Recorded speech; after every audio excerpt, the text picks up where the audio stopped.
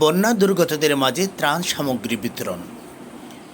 কামালে ইশকে মুস্তাফা সাল্লাল্লাহু আলাইহি ওয়াসাল্লাম ফাজিল স্নাতক মাদ্রাসা কমপ্লেক্স ট্রাস্ট কর্তৃক বন্যা দুর্গতদের মাঝে ত্রাণ সামগ্রী বিতরণ করা হয়।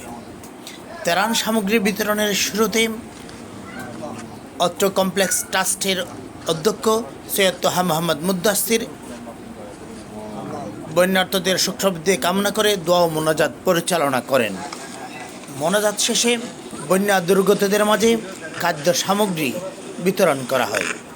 অত্র ট্রাস্ট বিভিন্ন দুর্যোগের সময় মানুষের পাশে দাঁড়িয়েছেন এবং বিভিন্ন খাদ্য সামগ্রী নিয়ে বিভিন্ন মানুষের দোরগোড়ায় দাঁড়িয়েছেন।